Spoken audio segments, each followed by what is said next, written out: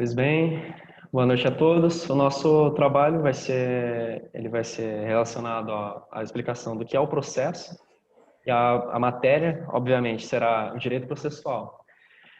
Pois bem, vamos começar falando o que é o direito processual. O direito processual ele é um ramo da ciência jurídica que regulamenta o complexo de normas que disciplinam o exercício da função jurisdicional pelo Estado juiz. Este também tem um caráter especulativo e pertence ao ramo público. O processo é derivado da evolução da aplicabilidade do direito. Existem três perspectivas que explicam o conceito de processo jurídico, sendo elas o processo compreendido como o método de criação de normas jurídicas, o processo compreendido como a teoria do fato jurídico e também o processo compreendido como o efeito jurídico. No trabalho em si, serão abordados três dos principais princípios processuais jurídicos, ambos caracterizados pela responsabilidade da movimentação e análise do processo já iniciado, sempre mantendo a legabilidade verificada no rito processual.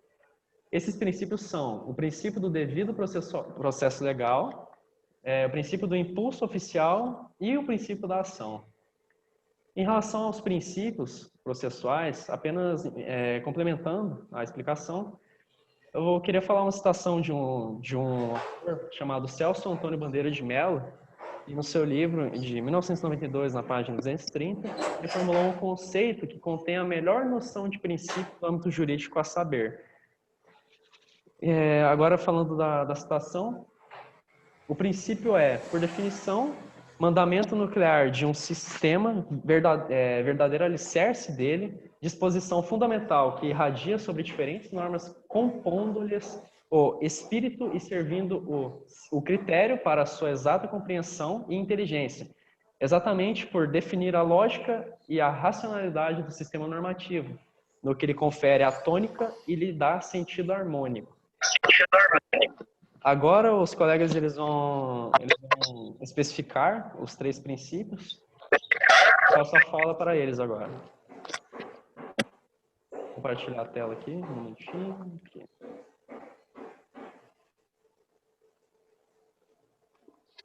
Pois não, é a vez de vocês. Você pode ir para o princípio do devido processo legal? Aqui. Então, o conceito do devido processo legal... Espera, não é essa tela, mais acima, isso. Ok. Ele surgiu na Inglaterra durante o ano de 1915, quando a nobreza britânica ela tentou restringir o poder do rei, que era na época o rei João sem terra, e a partir daí criaram várias cláusulas impondo garantias de proteção a eles mesmos contra o poder do rei.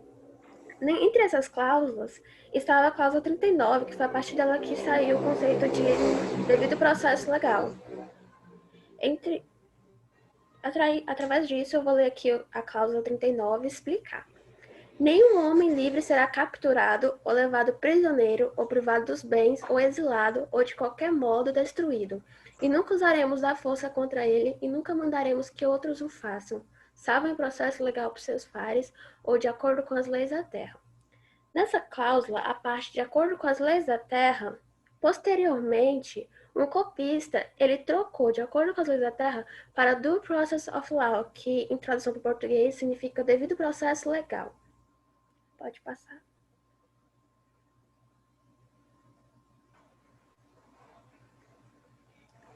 Sobre a sua força constitucional. Ele é uma garantia constitucional processual, ou seja, ele está escrito na Constituição e a sua força é superior às outras leis, tanto que ele está bem no início da Constituição, no artigo 5º, que é todos são iguais perante a lei, sem distinção de qualquer natureza, garantindo-se aos brasileiros e aos estrangeiros residentes no país a inviolabilidade do direito à vida, à liberdade, à igualdade, à segurança e à propriedade nos termos seguintes. Inciso 54. Ninguém será privado da liberdade ou de seus bens sem o devido processo legal. Essa parte é como se fosse uma releitura da cláusula 39 da Carta Magna. E você pode ver que além da sua força constitucional, ele tem uma peculiaridade de integração no ordenamento jurídico, ou seja, sem o princípio do devido processo legal, não há como haver uma integração entre os outros princípios, porque é a partir dele que inicia o processo. Ele possibilita o acesso à justiça, entendeu?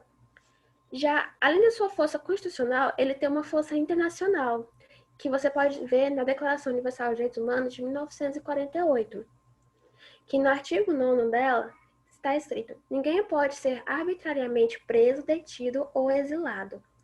Ou seja, além de ter uma força processual, que é aquela matéria mais formal, o princípio do devido processo legal, ele tem uma característica mais substancial, ou seja, ele defende os bens da vida, que é o direito à liberdade, à vida, à segurança, e também tem aquele complexo de normas que regulam o processo, que é o direito processual formal. Bem, é isso. Certo, obrigado, Stephanie. Para que se inicie todo o processo no âmbito jurídico, a gente apresenta o princípio da ação, que é, estando o Poder Judiciário em condição de inércia, é necessário um impulso inicial do efetivo da ação, levando o Poder Judiciário a se direcionar para a solução dos conflitos. Esse princípio ele conversa bastante com o princípio da inércia, de maneira a preservar a imparcialidade do juiz. Uma vez que, se a gente analisar, caso o juiz pudesse iniciar o processo, é inevitável que a imparcialidade dele estaria em jogo. Está descrito no artigo 2º da Lei 13.105, de 13.105/15, de 16 de março de 2015, do Código do Processo Civil, artigo 2º. O processo começa por iniciativa da parte e se desenvolve por impulso oficial, salvo exceções previstas na lei. Essas exceções previstas na lei apresentam como uma de suas características casos em que a parte ou não consegue iniciar o processo ou existe uma falha na iniciação do processo pelo lado da parte. E para que se caracterize um pedido de ação, se faz necessário apresentar as condições de ação, que são o interesse de agir, a legitimidade da causa e possibilidade jurídica. A legitimidade da causa é a parte que está iniciando a ação, ela tem o poder jurídico a ser reclamado para que se inicie essa ação. Entretanto, caso o indivíduo que solicitou a ação não apresentar forma de dispor desses direitos, sendo menor de idade, por exemplo, então a ação deverá ser assistida por outra pessoa.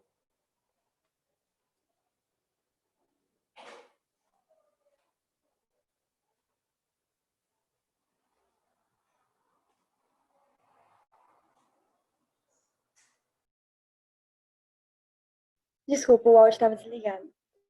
Enfim, o princípio do impulso oficial é o princípio que diz sobre o poder do juiz. Ou seja, o processo ele deve ser impulsionado pelo juiz independentemente da vontade das partes. É o papel do juiz zelar para o andamento do processo, na forma da lei, até que ocorra o fim do processo. As três principais leis do princípio do impulso oficial são... pode passar, por favor, a primeira. O artigo 262. O processo civil começa por iniciativa da parte, mas se desenvolve por impulso oficial. Ou seja, ela começa por iniciativa de uma das partes e depois que entra o juiz, recebendo o princípio como um dos seus deveres principais e essenciais para ele conduzir o processo até o seu fim, até a efetiva prestação jurisdicional. O segundo é o artigo 141, que diz que o juiz decidirá o mérito dos limites propostos até pelas partes, sendo ele vedado conhecer de questões não suscitadas a cujo respeito a lei exige iniciativa da parte. Aí ele fala que o mérito dos limites propostos pelas partes ele é vedado de conhecer de questões que não são necessárias para o caso. Ele não é necessário ele saber disso, não é da função dele. De acordo com Araújo Sintra, O princípio do impulso oficial é o princípio pelo qual compete ao juiz, uma vez instaurada a relação processual, mover o procedimento de fase em fase até usarir a função jurisdicional. É nesse princípio que o processo não pode ficar parado, ou seja, sempre vai ter o juiz movimentando o processo até que haja o fim deste. E, por fim, tem a última lei, que é o artigo 492, que diz que é vedado ao juiz proferir decisão de natureza diversa da pedida, bem como condenar a parte em quantidade superior ou em objeto diverso do que lhe foi demandado. Parágrafo único, a decisão deve ser certa, ainda que resolva relação jurídica condicional. Ou seja, os danos sociais, segundo esse princípio, não são de responsabilidade do juiz. Sim, é isso. O princípio do impulso oficial. Seu áudio, Gabriel. Oh, perdão. Agora, fazendo um complemento e estabelecendo uma relação entre todos os princípios estudados, os três no caso, podemos concluir que os princípios eles são indispensáveis para o acompanhamento processual e para o próprio início do mesmo. Tanto desde do início do processo, com a petição inicial, que deve ter todo aquele rito, né, de passagem, ele não pode deixar nenhuma legalidade de lado, não pode... ou seja, ele não pode conter erros e todas as normas abordadas que, no caso, elas estariam sendo desrespeitadas, elas têm que estar como fato concreto e comprovadas, né? Isso no acompanhamento, né, pelos juízes, etc. A inércia do órgão julgador depende sempre da ação do autor, que entra a questão do princípio da ação, dos autos que posteriormente ocasionam o impulso oficial. Ou seja, se o órgão julgador está inerte, ele precisa da ação de uma das partes, né, para iniciar o processo, e assim a reação do órgão julgador, que seria o impulso oficial. Agora, já ressaltando o princípio da legalidade, não é nada mais que o acompanhamento dos próprios juízes, que é o que eu expliquei, e que em qualquer instância, os próprios juízes de qualquer instância, dentro da tramitação do processo, que verificam a legalidade perante os códigos e leis. Que tem que ter aquela questão do fato concreto, comprovado por lei, e aí sim o processo vai ter base, né? Vai ter base e enfim, é isso. Certinho, só finalizar.